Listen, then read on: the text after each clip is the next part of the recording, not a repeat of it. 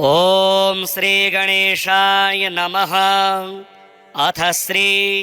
विष्णोः शतनामस्तोत्रम्। नारद उवाच। ओम वासुदेवं हृषीकेशं वामनं जलशायिनं जनार्दनं हरिकृष्णं श्रीवक्ष्यं गरुडध्वजं वराहं पुण्डरीकाक्षं नृसिंहं नरकान्तकम्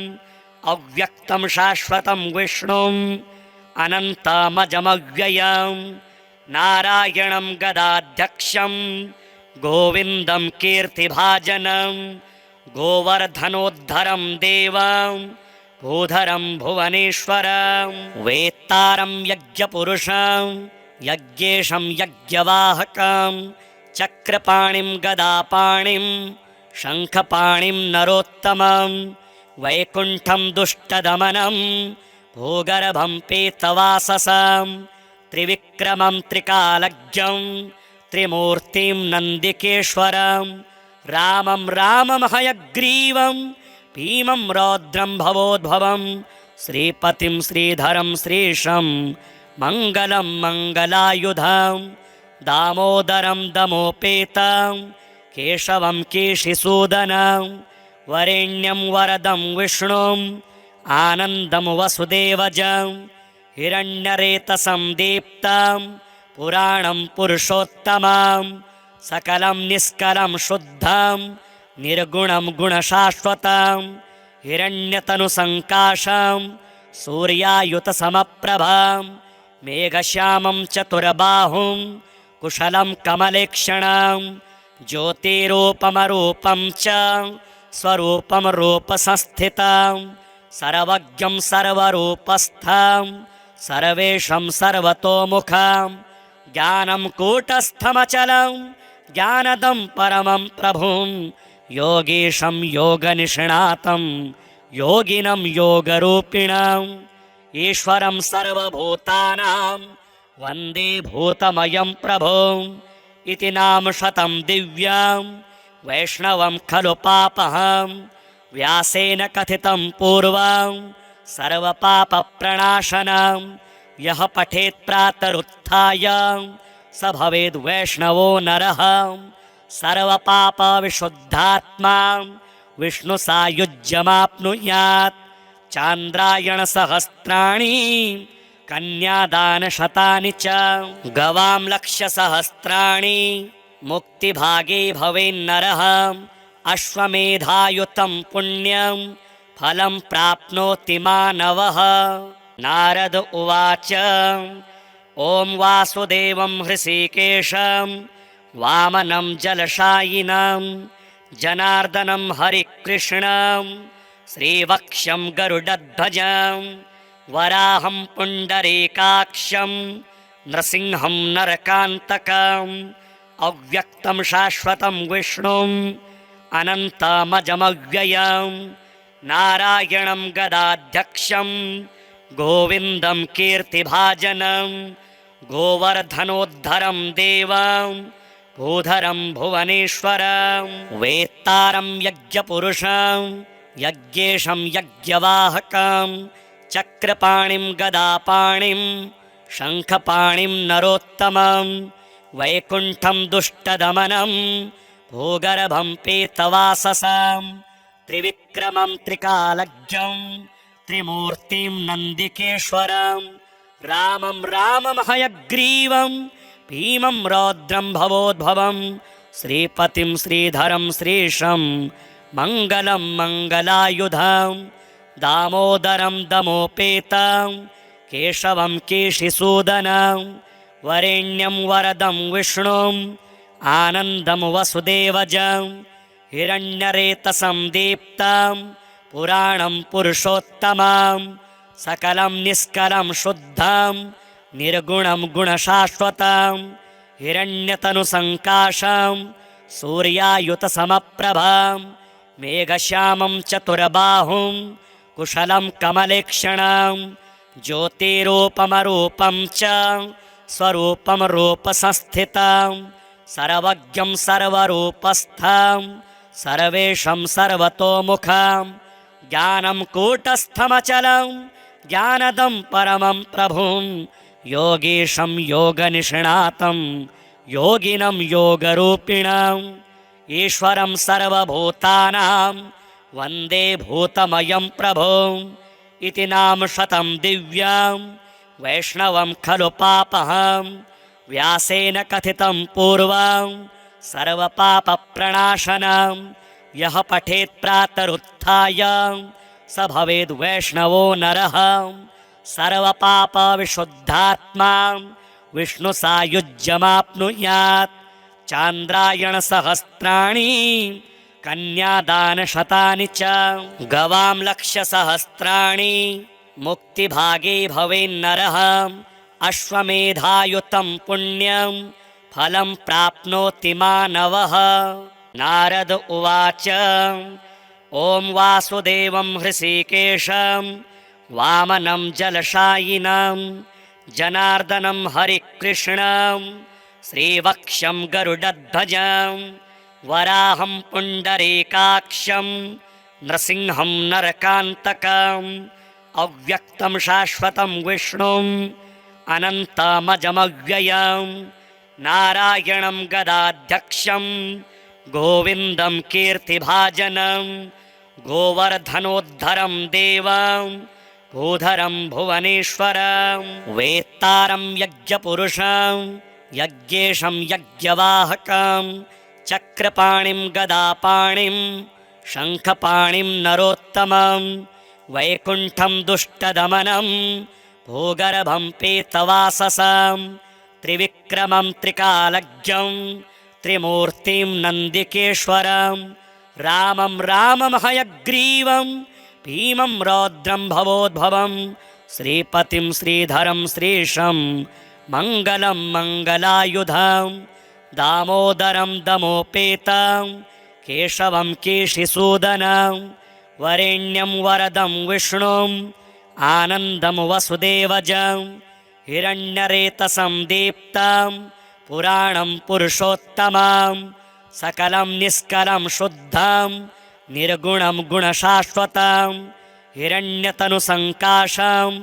सूर्यायुतसमप्रभं मेघश्यामं चतुर्बाहुं कुशलं कमलेक्षणं ज्योतिरूपमरूपं च स्वरूपं रूपसंस्थितं सर्वज्ञं सर्वरूपस्थं सर्वेशं सर्वतोमुखं ज्ञानं कूटस्थमचलं ज्ञानदं परमं प्रभुं योगीशं योगनिष्णातं योगिनं योगरूपिणम् ईश्वरं सर्वभूतानां वन्दे भूतमयं प्रभुम् इति नाम शतं दिव्यं वैष्णवं खलु पापहं व्यासेन कथितं पूर्वं सर्वपापप्रणाशनं यः पठेत् प्रातरुत्थाय स भवेद् वैष्णवो नरः सर्वपापविशुद्धात्मा विष्णुसायुज्यमाप्नुयात् चान्द्रायणसहस्राणि कन्यादानशतानि च गवां लक्षसहस्राणि मुक्तिभागे भवेन्नरः अश्वमेधायुतं पुण्यं फलं प्राप्नोति मानवः। नारद उवाच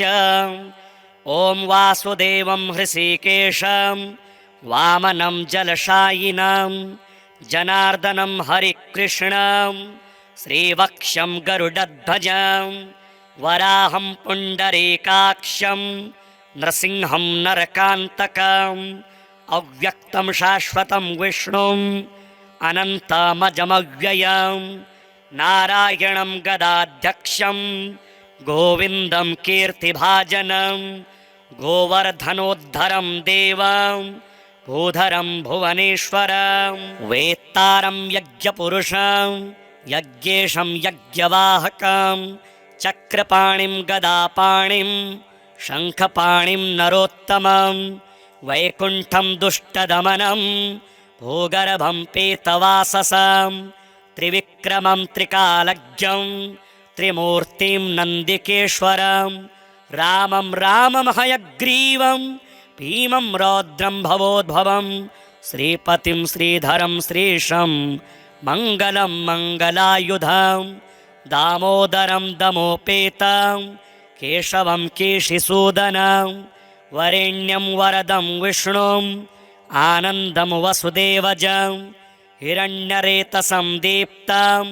पुराणं पुरुषोत्तमं सकलं निष्कलं शुद्धं निर्गुणं गुणशाश्वतं हिरण्यतनुसङ्काशं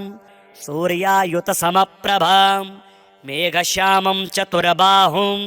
कुशलं कमलेक्षणं ज्योतिरूपमरूपं च स्वरूपं रूपसंस्थितं सर्वज्ञं सर्वरूपस्थं सर्वेशं सर्वतोमुखं ज्ञानं कूटस्थमचलं ज्ञानदं परमं प्रभुं योगीशं योगनिष्णातं योगिनं योगरूपिणम् ईश्वरं सर्वभूतानां वन्दे भूतमयं प्रभुम् इति नाम शतं दिव्यं वैष्णवं खलु पापहं व्यासेन कथितं पूर्वं सर्वपापप्रणाशनं यः पठेत् प्रातरुत्थाय स भवेद् वैष्णवो नरः सर्वपापविशुद्धात्मा विष्णुसायुज्यमाप्नुयात् चान्द्रायणसहस्राणि कन्यादानशतानि च गवां लक्षसहस्राणि मुक्तिभागे भवेन्नरः अश्वमेधायुतं पुण्यं फलं प्राप्नोति मानवः। नारद उवाच ॐ वासुदेवं हृषीकेशं वामनं जलशायिनं जनार्दनं हरिकृष्णं श्रीवक्ष्यं गरुडध्वजं वराहं पुण्डरीकाक्षं नृसिंहं नरकान्तकम् अव्यक्तं शाश्वतं विष्णुम् अनन्तमजमव्ययं नारायणं गदाध्यक्षं गोविन्दं कीर्तिभाजनं गोवर्धनोद्धरं देवं भूधरं भुवनेश्वरं वेत्तारं यज्ञपुरुषं यज्ञेशं यज्ञवाहकं चक्रपाणिं गदापाणिं शङ्खपाणिं नरोत्तमं वैकुण्ठं दुष्टदमनं भूगर्भं पीतवाससं त्रिविक्रमं त्रिकालज्ञं त्रिमूर्तिं नन्दिकेश्वरं रामं रामं हयग्रीवं भीमं रौद्रं भवोद्भवं श्रीपतिं श्रीधरं श्रीशं मङ्गलं मङ्गलायुधं दामोदरं दमोपेतं केशवं केशिसूदनं वरेण्यं वरदं विष्णुम् आनन्दं वसुदेवजं हिरण्यरेतसं दीप्तं पुराणं पुरुषोत्तमं सकलं निष्कलं शुद्धं निर्गुणं गुणशाश्वतं हिरण्यतनुसङ्काशं सूर्यायुतसमप्रभं मेघश्यामं चतुर्बाहुं कुशलं कमलेक्षणं ज्योतिरूपमरूपं च स्वरूपं रूपसंस्थितं सर्वज्ञं सर्वरूपस्थं सर्वेशं सर्वतोमुखं ज्ञानं कूटस्थमचलं ज्ञानदं परमं प्रभुं योगीशं योगनिष्णातं योगिनं योगरूपिणम् ईश्वरं सर्वभूतानां वन्दे भूतमयं प्रभुम् इति नाम शतं दिव्यं वैष्णवं खलु पापहं व्यासेन कथितं पूर्वं सर्वपापप्रणाशनं यः पठेत् प्रातरुत्थाय स भवेद् वैष्णवो नरः सर्वपापविशुद्धात्मा विष्णुसायुज्यमाप्नुयात् चान्द्रायणसहस्राणि कन्यादानशतानि च गवां लक्षसहस्राणि मुक्तिभागे भवेन्नरः अश्वमेधायुतं पुण्यं फलं प्राप्नोति मानवः। नारद उवाच ॐ वासुदेवं हृषीकेशं वामनं जलशायिनं जनार्दनं हरिकृष्णं श्रीवक्ष्यं गरुडध्वजं वराहं पुण्डरीकाक्षं नृसिंहं नरकान्तकम्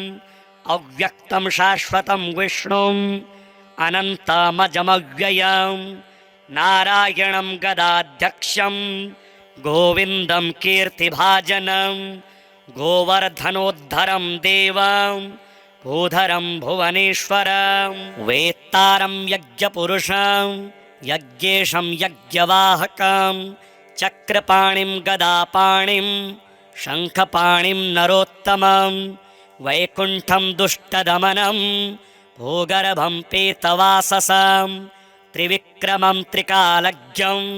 त्रिमूर्तिं नन्दिकेश्वरं रामं रामं हयग्रीवं भीमं रौद्रं भवोद्भवं श्रीपतिं श्रीधरं श्रीशं मङ्गलं मङ्गलायुधं दामोदरं दमोपेतं केशवं केशिसूदनं वरेण्यं वरदं विष्णुं आनन्दं वसुदेवजं हिरण्यरेतसं दीप्तं पुराणं पुरुषोत्तमं सकलं निष्कलं शुद्धं निर्गुणं गुणशाश्वतं हिरण्यतनुसङ्काशं सूर्यायुतसमप्रभं मेघश्यामं चतुर्बाहुं कुशलं कमलेक्षणं ज्योतिरूपमरूपं च स्वरूपं रूपसंस्थितं सर्वज्ञं सर्वरूपस्थं सर्वेशं सर्वतोमुखं ज्ञानं कूटस्थमचलं ज्ञानदं परमं प्रभुं योगीशं योगनिष्णातं योगिनं योगरूपिणम् ईश्वरं सर्वभूतानां वन्दे भूतमयं प्रभुम् इति नाम शतं दिव्यं वैष्णवं खलु पापहं व्यासेन कथितं पूर्वं सर्वपापप्रणाशनं यः पठेत् प्रातरुत्थाय स भवेद् वैष्णवो नरः सर्वपापविशुद्धात्मा विष्णुसायुज्यमाप्नुयात् चान्द्रायणसहस्राणि कन्यादानशतानि च गवां लक्षसहस्राणि मुक्तिभागे भवेन्नरः अश्वमेधायुतं पुण्यं फलं प्राप्नोति मानवः। नारद उवाच ॐ वासुदेवं हृषीकेशं वामनं जलशायिनं जनार्दनं हरिकृष्णं श्रीवक्षं गरुडध्वजं वराहं पुण्डरीकाक्षं नृसिंहं नरकान्तकम् अव्यक्तं शाश्वतं विष्णुम् अनन्तमजमव्ययं नारायणं गदाध्यक्षं गोविन्दं कीर्तिभाजनं गोवर्धनोद्धरं देवं भूधरं भुवनेश्वरं वेत्तारं यज्ञपुरुषं यज्ञेशं यज्ञवाहकं चक्रपाणिं गदापाणिं शङ्खपाणिं नरोत्तमं वैकुण्ठं दुष्टदमनं भूगर्भं पीतवाससं त्रिविक्रमं त्रिकालज्ञं त्रिमूर्तिं नन्दिकेश्वरं रामं रामं हयग्रीवं भीमं रौद्रं भवोद्भवं श्रीपतिं श्रीधरं श्रीशं मङ्गलं मङ्गलायुधं दामोदरं दमोपेतं केशवं केशिसूदनं वरेण्यं वरदं विष्णुं आनन्दं वसुदेवजं हिरण्यरेतसं दीप्तं पुराणं पुरुषोत्तमं सकलं निष्कलं शुद्धं निर्गुणं गुणशाश्वतं हिरण्यतनुसङ्काशं सूर्यायुतसमप्रभं मेघश्यामं चतुर्बाहुं कुशलं कमलेक्षणं ज्योतिरूपमरूपं च स्वरूपं रूपसंस्थितं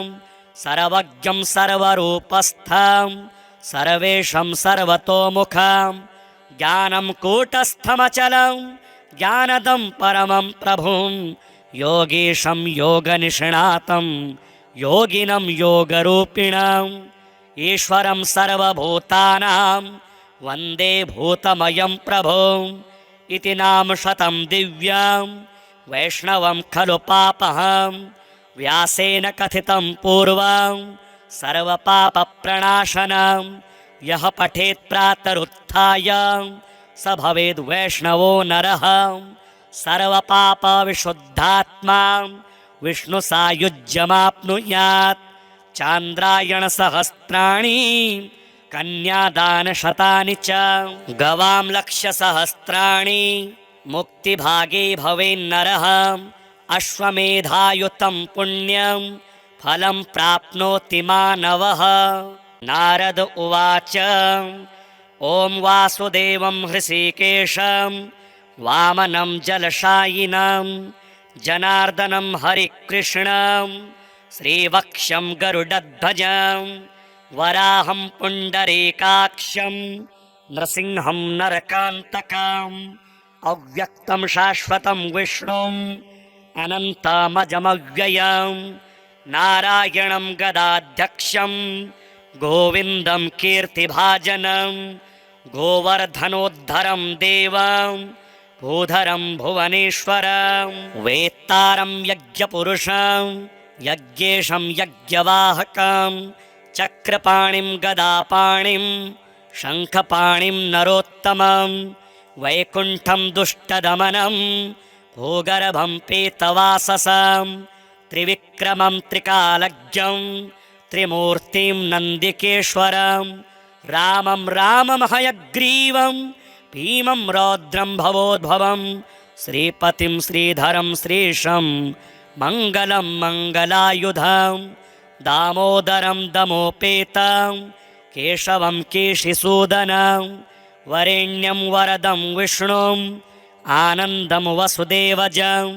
हिरण्यरेतसं दीप्तं पुराणं पुरुषोत्तमं सकलं निष्कलं शुद्धं निर्गुणं गुणशाश्वतं हिरण्यतनुसङ्काशं सूर्यायुतसमप्रभं मेघश्यामं चतुर्बाहुं कुशलं कमलेक्षणं ज्योतिरूपमरूपं च स्वरूपं रूपसंस्थितं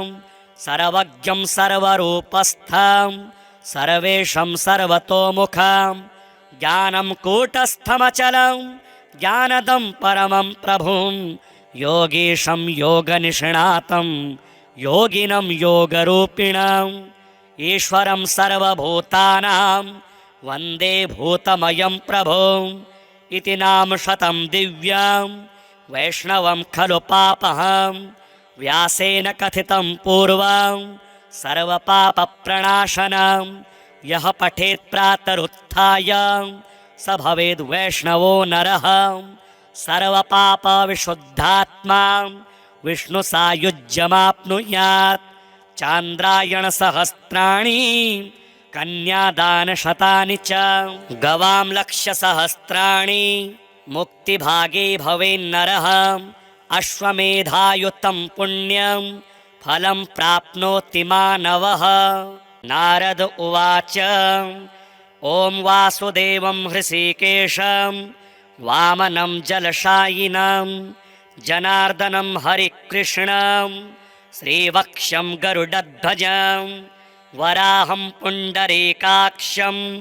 नृसिंहं नरकान्तकम् अव्यक्तं शाश्वतं विष्णुम् अनन्तमजमव्ययं नारायणं गदाध्यक्षं गोविन्दं कीर्तिभाजनं गोवर्धनोद्धरं देवं भूधरं भुवनेश्वरं वेत्तारं यज्ञपुरुषं यज्ञेशं यज्ञवाहकं चक्रपाणिं गदापाणिं शङ्खपाणिं नरोत्तमं वैकुण्ठं दुष्टदमनं भूगर्भं पीतवाससं त्रिविक्रमं त्रिकालज्ञं त्रिमूर्तिं नन्दिकेश्वरं रामं रामं हयग्रीवं भीमं रौद्रं भवोद्भवं श्रीपतिं श्रीधरं श्रीशं मङ्गलं मङ्गलायुधं दामोदरं दमोपेतं केशवं केशिसूदनं वरेण्यं वरदं विष्णुम्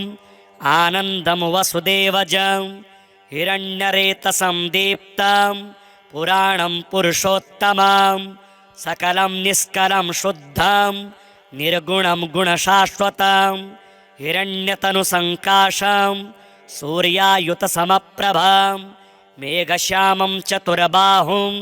कुशलं कमलेक्षणं ज्योतिरूपमरूपं च स्वरूपं रूपसंस्थितं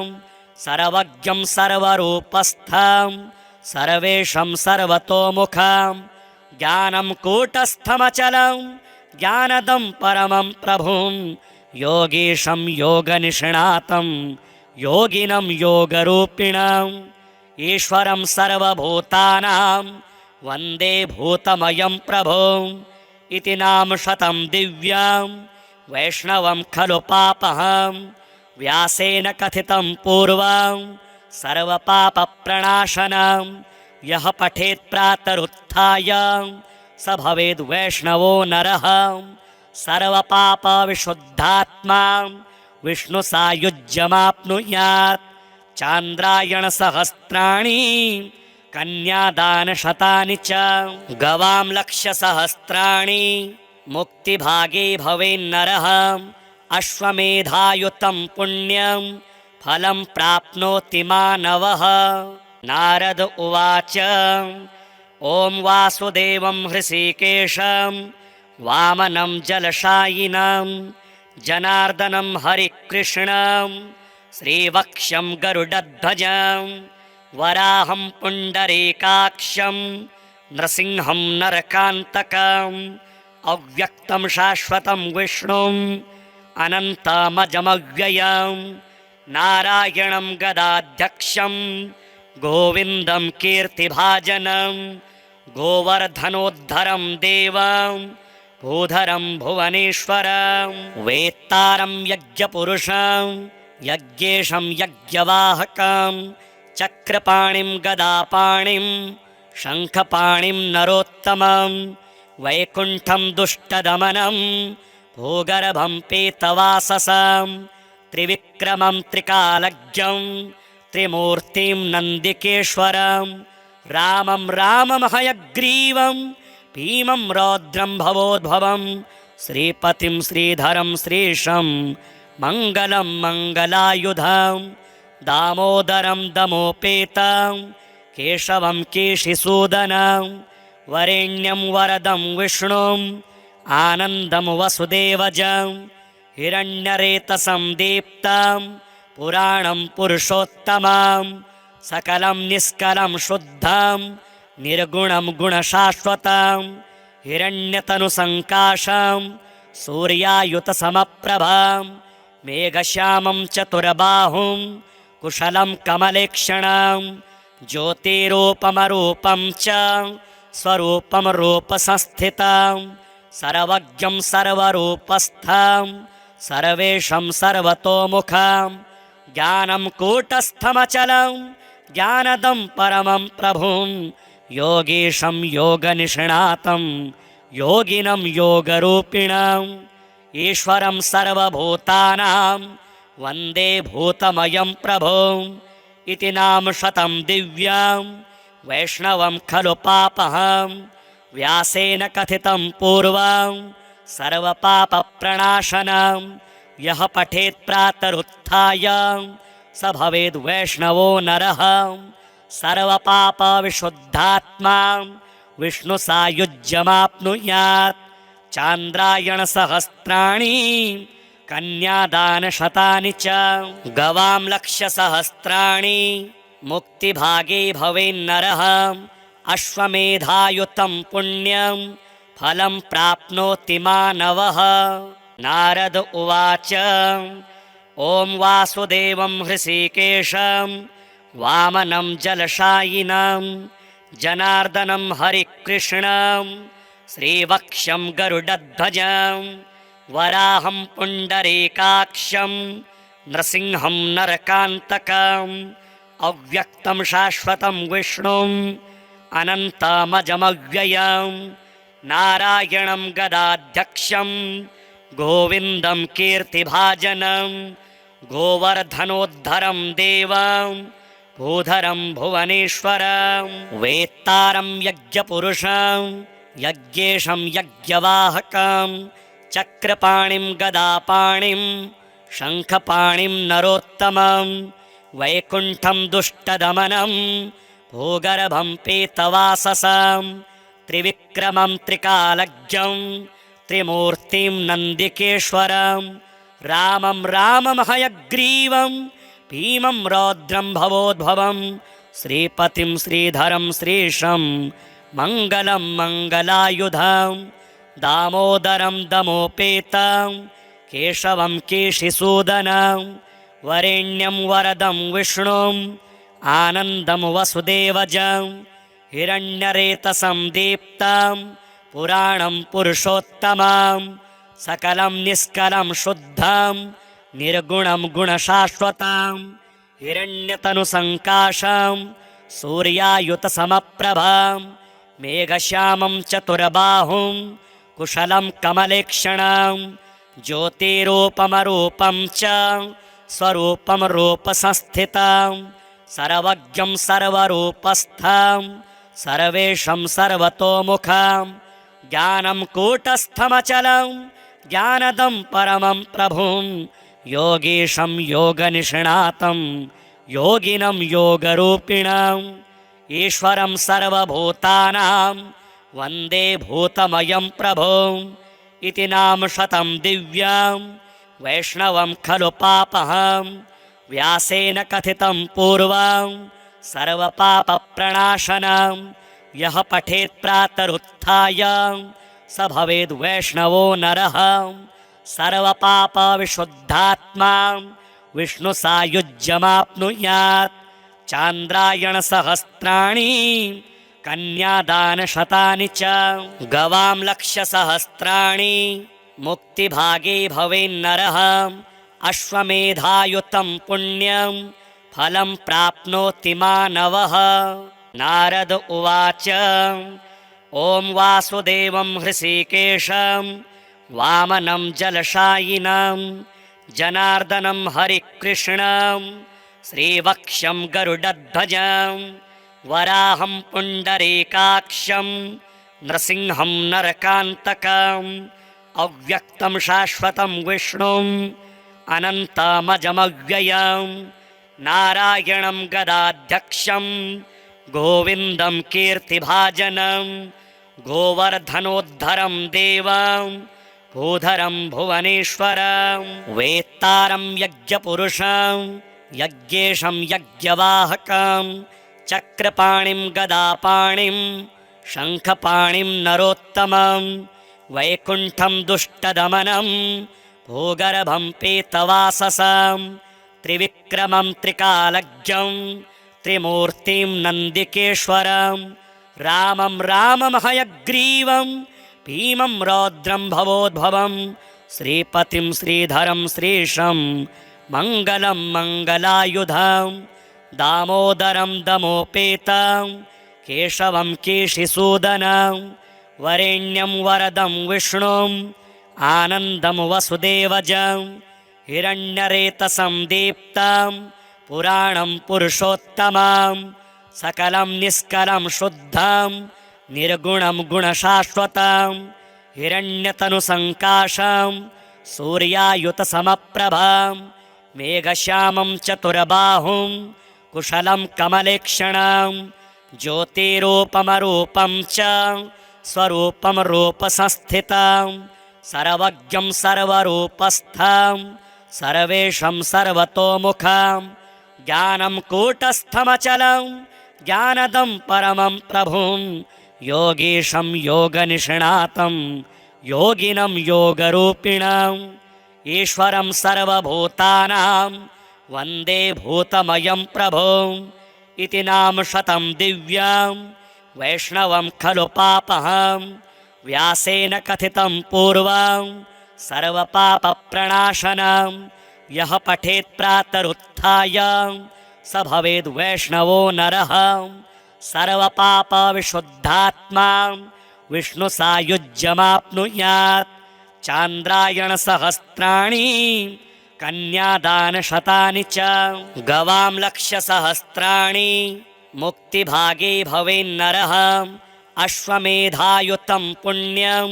फलं प्राप्नोति मानवः। नारद उवाच ॐ वासुदेवं हृषीकेशं वामनं जलशायिनं जनार्दनं हरिकृष्णं श्रीवक्ष्यं गरुडध्वजं वराहं पुण्डरीकाक्षं नृसिंहं नरकान्तकम् अव्यक्तं शाश्वतं विष्णुम् अनन्तमजमव्ययं नारायणं गदाध्यक्षं गोविन्दं कीर्तिभाजनं गोवर्धनोद्धरं देवं भूधरं भुवनेश्वरं वेत्तारं यज्ञपुरुषं यज्ञेशं यज्ञवाहकं चक्रपाणिं गदापाणिं शङ्खपाणिं नरोत्तमं वैकुण्ठं दुष्टदमनं भूगर्भं पीतवाससं त्रिविक्रमं त्रिकालज्ञं त्रिमूर्तिं नन्दिकेश्वरं रामं रामं हयग्रीवं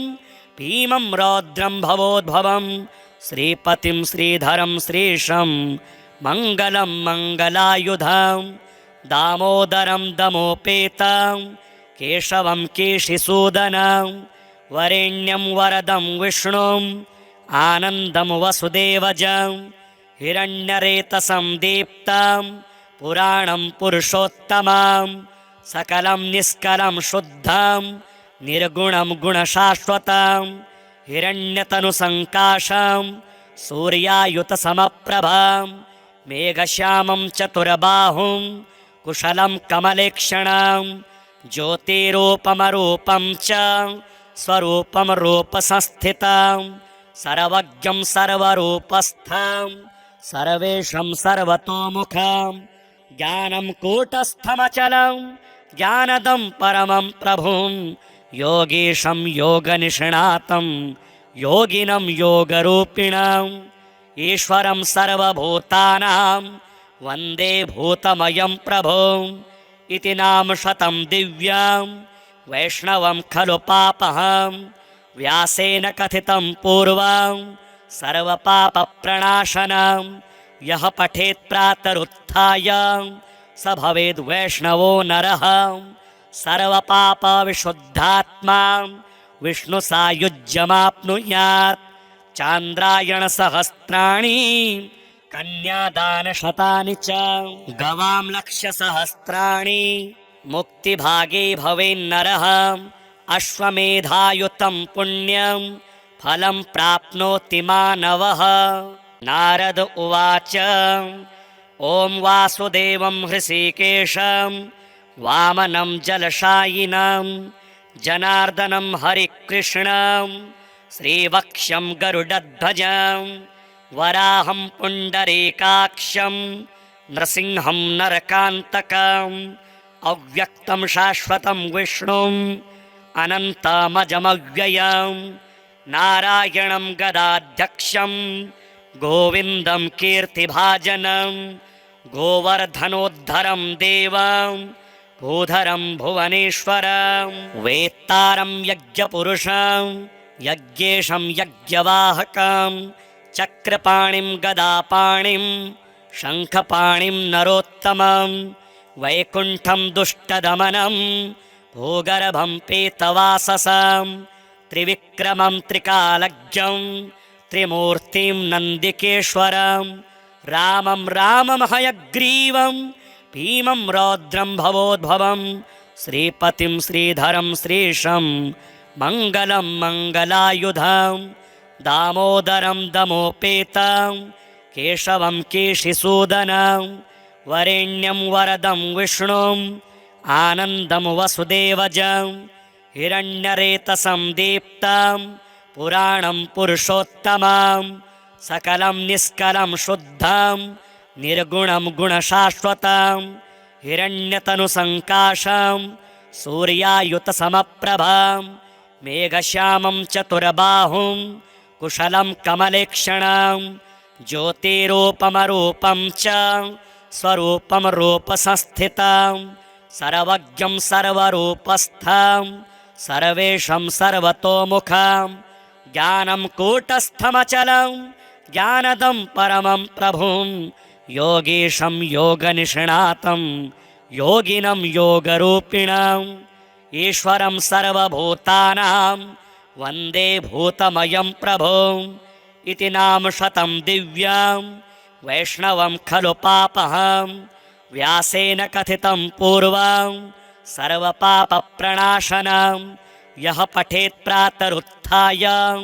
स भवेद् वैष्णवो नरः सर्वपापविशुद्धात्मा विष्णुसायुज्यमाप्नुयात् चान्द्रायणसहस्राणि कन्यादानशतानि च गवां लक्षसहस्राणि मुक्तिभागे भवेन्नरः अश्वमेधायुतं पुण्यं फलं प्राप्नोति मानवः। नारद उवाच ॐ वासुदेवं हृषीकेशं वामनं जलशायिनं जनार्दनं हरिकृष्णं श्रीवक्ष्यं गरुडध्वजं वराहं पुण्डरीकाक्षं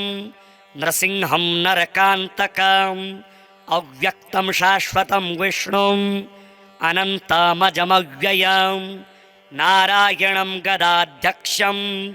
गोविन्दं कीर्तिभाजनं गोवर्धनोद्धरं देवं भूधरं भुवनेश्वरं वेत्तारं यज्ञपुरुषं यज्ञेशं यज्ञवाहकं चक्रपाणिं गदापाणिं शङ्खपाणिं नरोत्तमं वैकुण्ठं दुष्टदमनं भूगर्भं पीतवाससं त्रिविक्रमं त्रिकालज्ञं त्रिमूर्तिं नन्दिकेश्वरं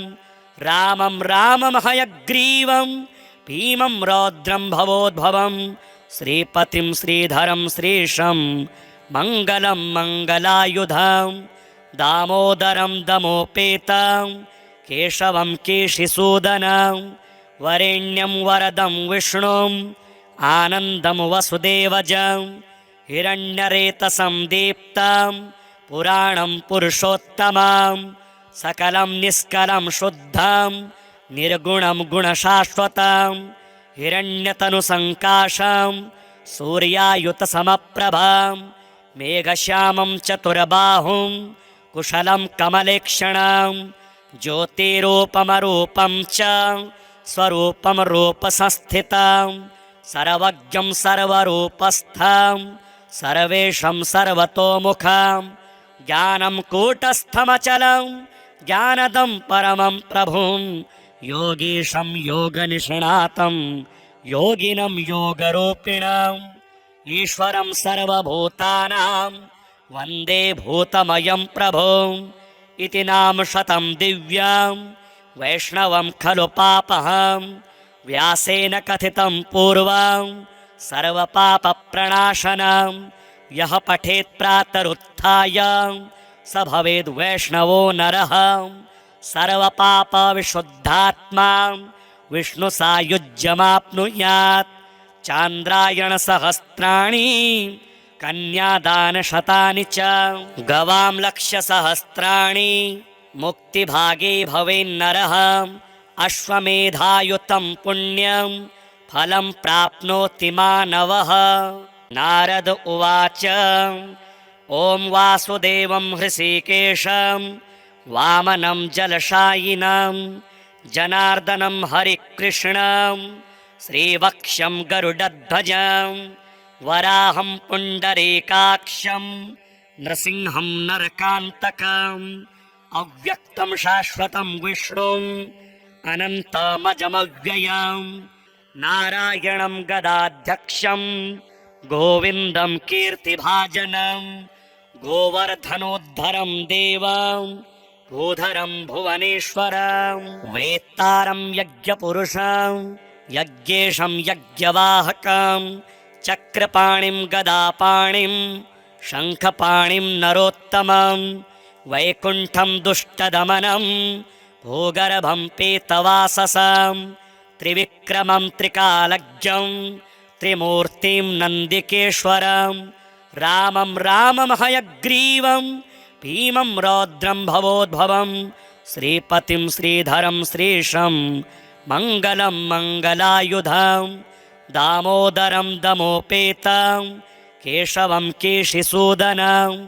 वरेण्यं वरदं विष्णुम् आनन्दं वसुदेवजं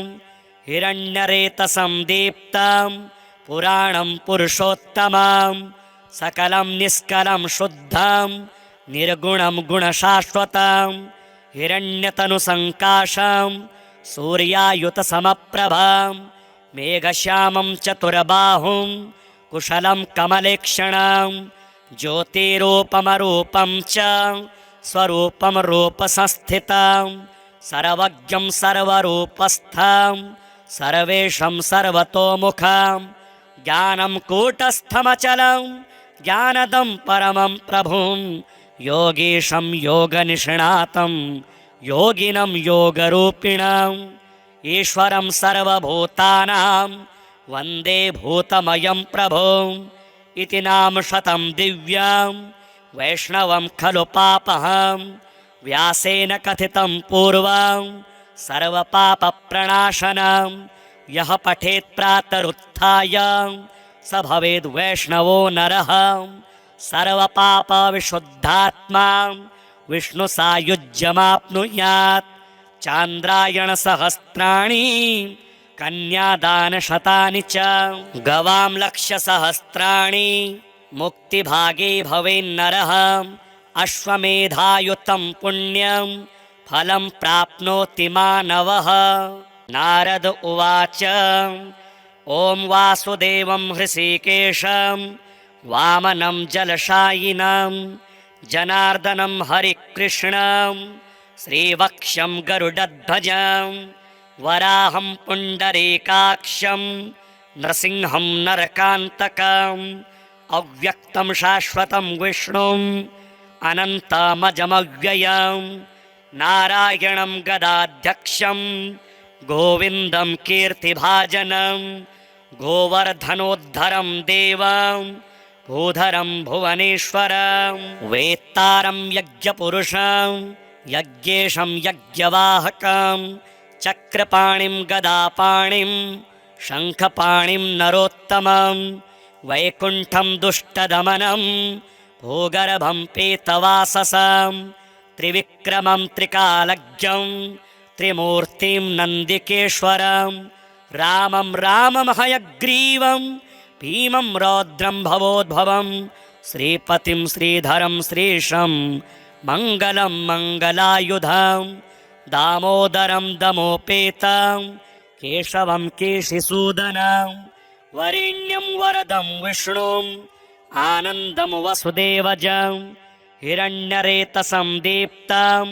पुराणं पुरुषोत्तमं सकलं निष्कलं शुद्धं निर्गुणं गुणशाश्वतं हिरण्यतनुसङ्काशं सूर्यायुतसमप्रभां मेघश्यामं चतुर्बाहुं कुशलं कमलेक्षणं ज्योतिरूपमरूपं च स्वरूपं रूपसंस्थितं सर्वज्ञं सर्वरूपस्थं सर्वेशं सर्वतोमुखं ज्ञानं कूटस्थमचलं ज्ञानदं परमं प्रभुं योगीशं योगनिष्णातं योगिनं योगरूपिणम् ईश्वरं सर्वभूतानां वन्दे भूतमयं प्रभुं इति नाम शतं दिव्यं वैष्णवं खलु पापहं व्यासेन कथितं पूर्वं सर्वपापप्रणाशनं